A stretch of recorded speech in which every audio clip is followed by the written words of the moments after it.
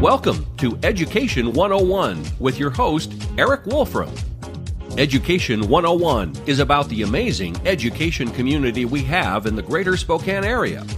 We highlight the outstanding programs, teachers, supporters, and opportunities of the education community in the Spokane region.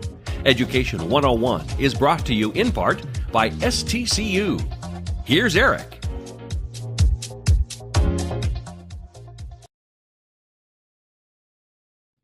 And welcome to Education 101. I'm the host, Eric Wolfram. Today we're going to be talking about Spokane MESA, and we're here with Brenda Van Slyke. So welcome to the show today. Thanks for being here. Thanks, Eric. Appreciate that. So we're going to talk a little bit about Spokane MESA. That's where you work, and so it's a really great program, and I think it's something that the viewers should have the opportunity to kind of find out more about, because you guys are doing some great work out there, not just in the region, but I know throughout the state and probably nationally as well. Mm-hmm. And so I'm excited to hear more about it. So to start off, can you tell us, MESA is an acronym, so tell us a little bit about what MESA is and what it stands for, and then a little bit of the philosophy and what you guys do. All right. MESA is Mathematics, Engineering, and Science Achievement. Okay. And actually, MESA itself is a national program that's been around since the 70s. It started down in California. So it's been around quite a while. Yeah, it has. And it's in 11 states now.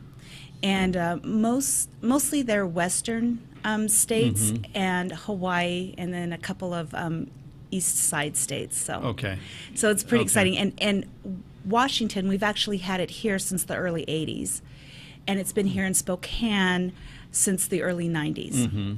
So it's been here like over, I believe it's like over 27 years now. That's amazing. Yeah. That's amazing. I know, I've been at the ESD for, 11 years now, and I know that was when I came in contact with it, really was working more on that regional level, because I think there were some MESA projects out there or districts that we worked with that really had strong MESA pieces. So 27 years, I didn't realize that. That's pretty amazing. So 11 states, is that something that, again, we'll get into what you guys are doing, and I just from my experiences, I know that it's some really good work. Is that something that you see getting bigger? I would love to see 50 states. Right. Absolutely. And it's funny that you asked that, because actually one of my coordinators, she actually lives in Idaho, in the Hayden Lake area. Okay. And she commutes, here for work, but she's really wanting it to be in Idaho also. And I know that I think they had kind of applied for it. We're trying to get it, and then never really finished. But I think it's a wonderful program that definitely, like you said, 50 states should be doing this. They should be. Because there really isn't anything else in the nation like it. I didn't realize Idaho wasn't one of the states. It's not. That's interesting. It's not. Huh. We've got here on the west side, we do have Washington, Oregon, and California are all part. Okay, that's good. So you talked about MESA, mathematics, engineering, science. And achievement. Mm-hmm. Okay. So you guys also, I know one of the programs or one of the reasons why this is such a special program is there is some target audiences that go along with this. So who are those audiences that you guys are really shooting for in the schools? Yeah, well, with the MESA program, actually when this was started back in the 70s, we know that there are underrepresented groups in all STEM fields. And actually, MESA existed before the term STEM was even around. And so what they were really striving for is to get more diversity in the STEM fields, and very specifically like engineering. Okay. And as we know, engineering is a huge field itself. No. But they, historically, the groups that are underrepresented are women and several minority groups, including African American, Native American, Latinos, and Pacific Islanders. Right. And so those are the groups that we target, although we really don't turn anybody away. That's great. And we know in our area those populations aren't really big here in this area, but you would be surprised. We serve over 500 students just here out of Spokane Mesa, and over 90% of those students fall into those categories that we. Wow. Yeah. So that makes me wonder, how big of a region does Spokane Mesa touch? Well, actually, like I said, it's been here for 27 years, and up until just, I believe it was 3 or 4 years ago, they only served Spokane School District. Okay. And so that doesn't include like Central Valley, West Valley, all those, just Spokane School District. And a few years ago, they reached out to Cheney. Okay. So now we have the Cheney Middle Schools and High School. Okay. And then this year we brought on Inchalim. Oh, good. Yeah. I was wondering, because I know that's where you were at before. Yeah, that's where I taught math for several years. And once I became a part of this program, I was like, the kids that they're really targeting and looking for aren't necessarily right in Spokane. Right. And it's a little harder over here on our side of the state because we're so rural and so big. So, with the budget that we had, it was really hard to go outside of that. Right.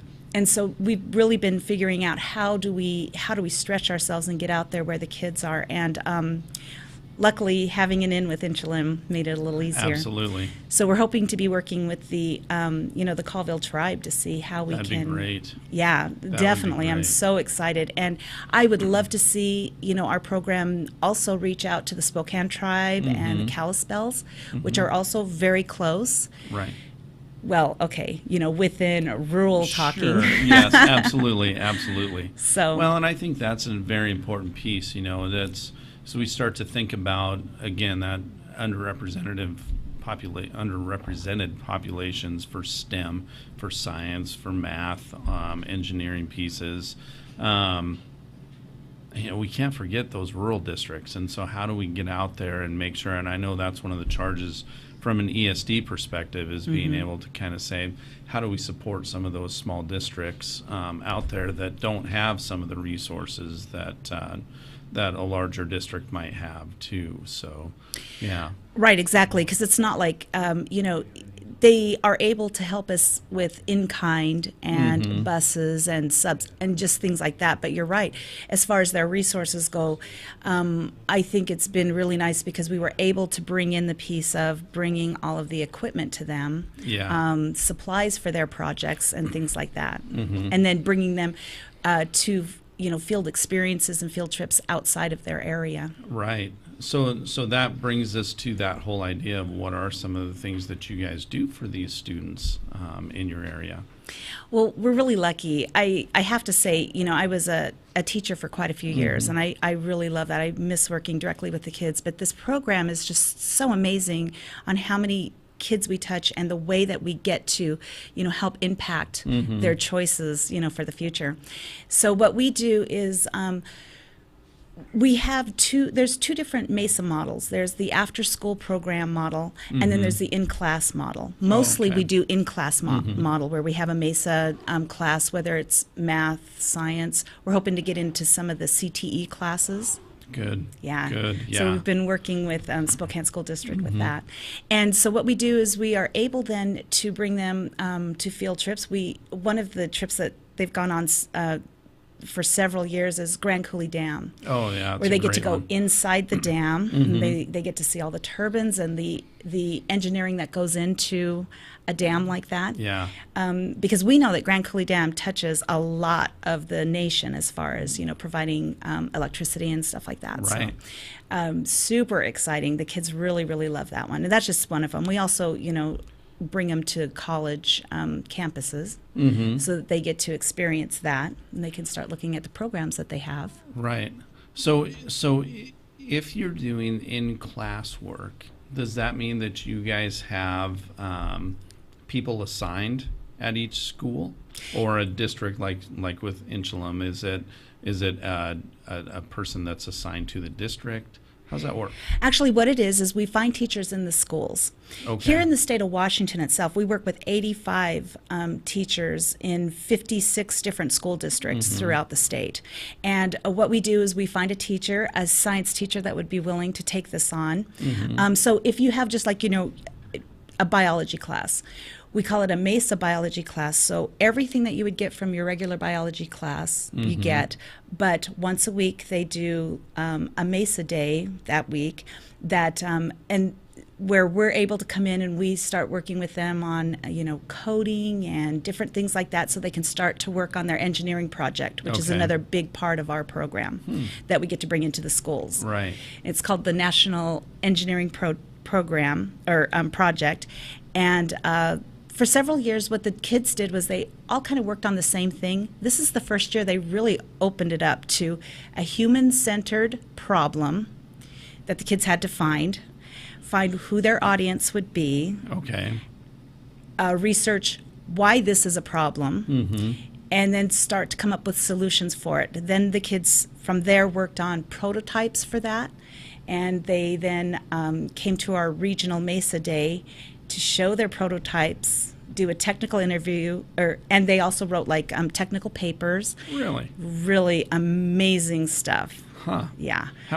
So how many kids were in that? Actually, this year we have teams from anywhere from 2 to 4 kids.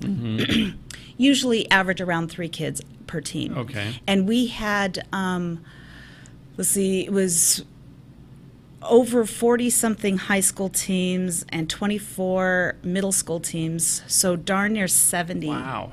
70 teams competed. Yeah. Then what happens is here we have 1 high school and 1 middle school team that then advances to state.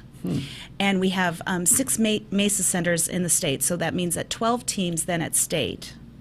6 high schools, 6 middle school.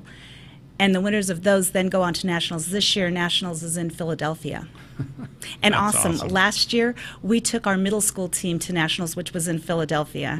And it was so amazing. And some of our students that we hadn't really traveled anywhere. So for them to get to go to Philadelphia, and we got to go see the Liberty Bell and all those really cool things, to be perfectly honest, I had never seen. Oh yeah. Absolutely. Running the Rocky stairs were just the kids were like, whoa. And they knew Rocky. Everybody knows Rocky, right? And the statues there and the stairs are there, and it was just amazing. It was pretty cool. That's wonderful. I want to hear more about this. I want to hear more about, you mentioned the centers, the 6 centers throughout the state. Let's take a quick break, and then when we come back, let's get back talking more about MESA and some of the great work you guys do. Okay, awesome. They say it takes a community to raise a family. It also takes one to build a business. I came to Spokane 12 years ago as a Whitworth student, and I planned to leave after graduation. But the more I got to know this community, the more I wanted to become a part of it. My husband and I have built our business in Spokane, and now we're raising our family here too. We operate a consulting company that provides creative business development strategies. Our approach is holistic and dependent on intentional connections and relationships. And no one understands connections and relationships better than GSI. They direct momentum towards investments in our community, provide resources that help business leaders connect, and they're dedicated and passionate about making Spokane great. GSI gives me the confidence to build my business here because they believe every organization, even a small one like mine, adds big value to our community. With GSI's help, Spokane will be a place my son will want to build his career too. I'm Eva Marquette, owner of Freshview. We're creating something greater with Greater Spokane Incorporated. Hi, this is Kurt Stockwell with Well Dressed Walrus. We are a local website design and development company here in Spokane. What we do is build beautiful, usable websites for local businesses. A website needs to be beautiful, it needs to be usable for your users, your customers, and yourself. Contact us anytime. We'd love to talk with you about your online marketing.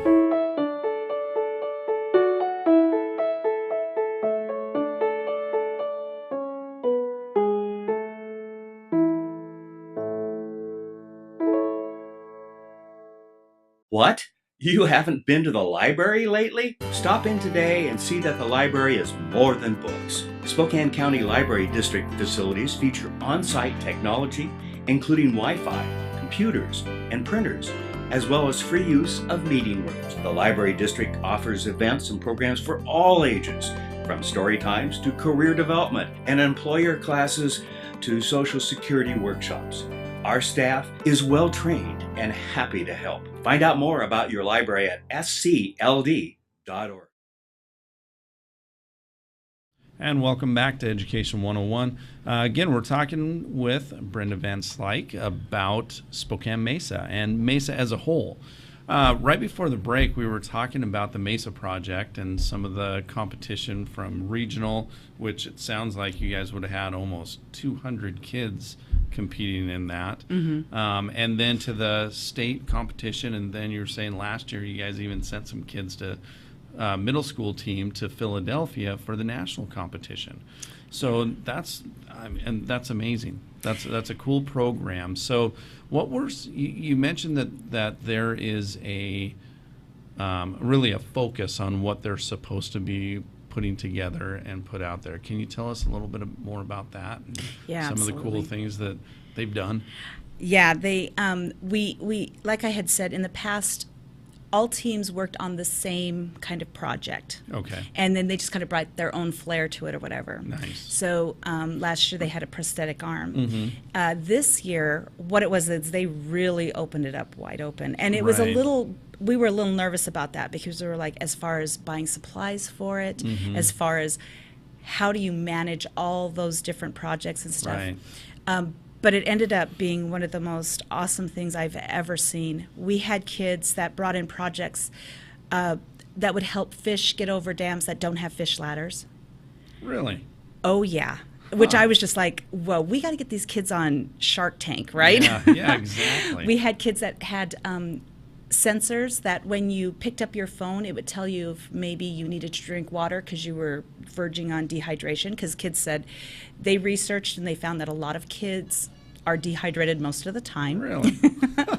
And then I we can had see that. Yeah, we had other kids that were testing the water in their schools because they knew that they were in very old buildings and they were concerned about what might be in the water from the pipes. And then that kind of extended to beyond their school to their neighborhoods. Huh. I know. So you're getting these That's- kids to start really thinking, about social Right. problems. Right. What our society has to face. And I was so impressed by what the kids came up with. So is it something, and you mentioned, was it a human-based focus, or you had some wording for it, but it seems to me that those are truly current affairs. I mean, I think about some of the water issues out there right now. That's a perfect segue for the kids to be working on it.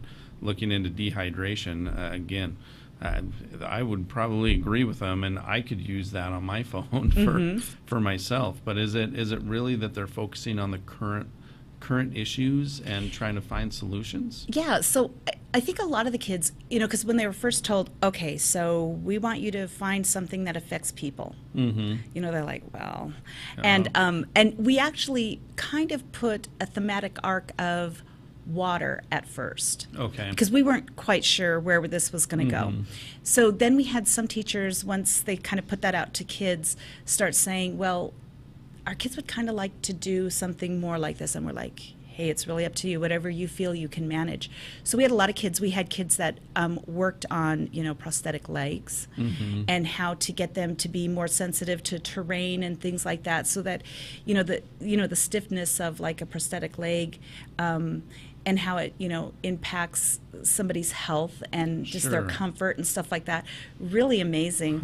And the kids are super excited to continue these projects next year. Some of them want to move on to something different. They explored what they had and thought, well, that's kind of cool, but either this isn't going to work out quite the way we thought, or we think we could come up with something better, which we told them, whatever you guys want to do, just go for it. That's that process, but that's, isn't it? It's almost you get into that scientific method, if you will, but that's kind of that made-up method, but what they're doing is the real world. Absolutely. That's And awesome. The kids were so nervous when it was getting close to competition, and they were like, my poster's not very good.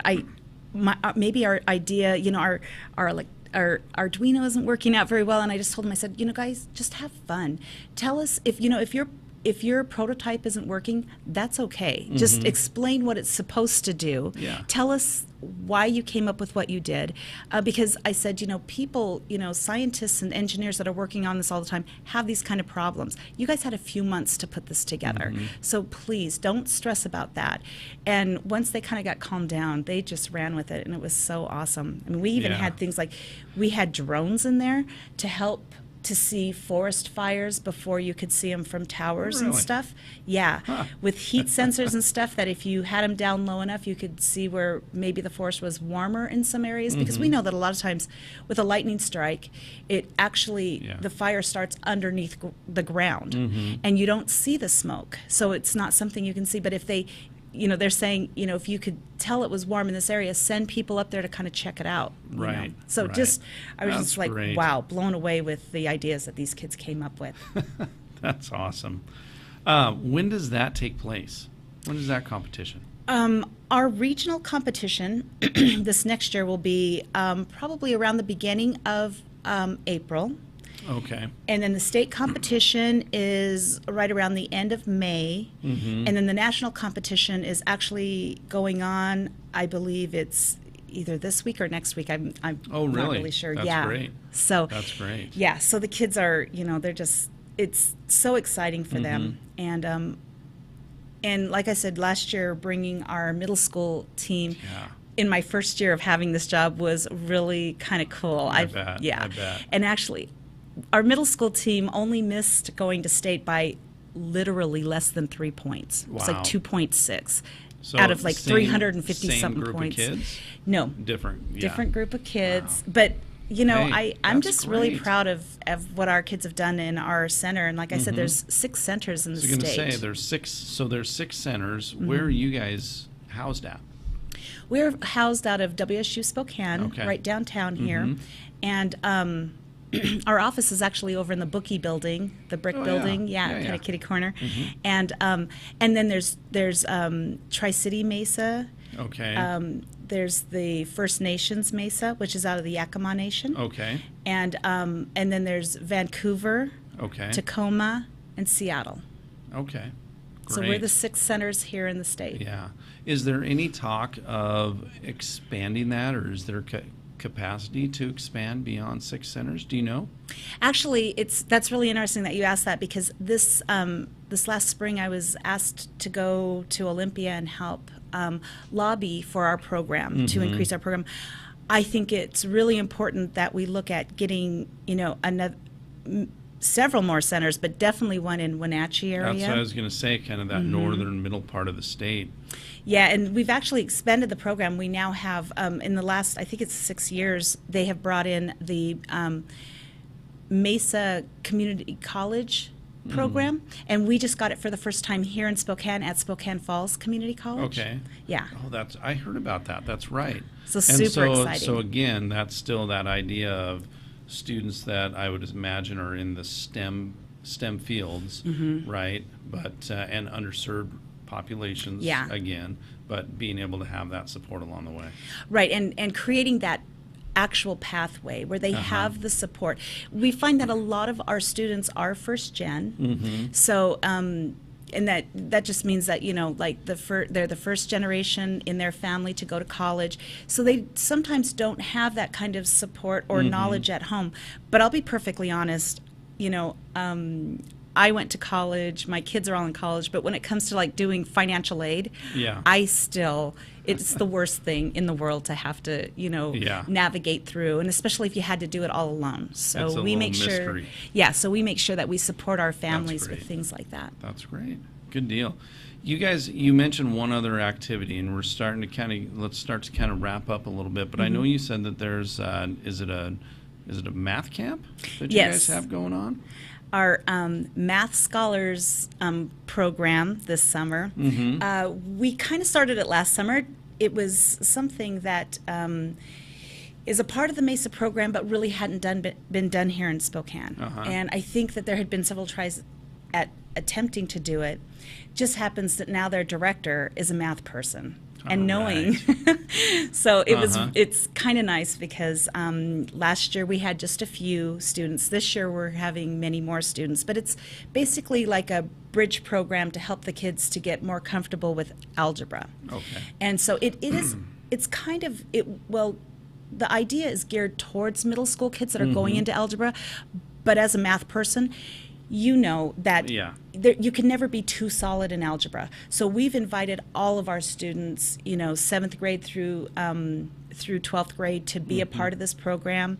So anybody who's feeling like they would either like to come help with the other, things, or, just feel like I just want to make my math skills a little, tighter, right. or just because they're going into algebra next or not really knowing what to expect. So we just want to make sure that they feel good and solid in that and supported.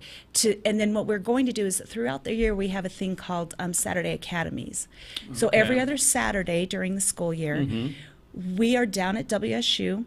And we open our doors and let kids come in for a couple hours, whether it's to work on their projects. Right. We want to help them with their math, or we're hoping to add a lot of different pieces, whether it's like a parent workshop or college and career readiness. Whatever it is that the kids are needing at that time, we like to open our doors and help them out. It seems like some great programs you guys have going on, and I'm assuming anybody who's watching or listening, if they Google Spokane MESA, MESA, they'd be able to find you guys, right? Absolutely. Wonderful. Brenda, thank you so much for being on the show today. Again, truly enjoyed the conversation and hearing more about how you guys support all these kids throughout the region, throughout the state, and then throughout those 11 states, and I'm excited to get 50 in there. So I think that definitely would be good. So thank you for being on the show, and we hope we catch you next time on Education 101. Thanks for being here.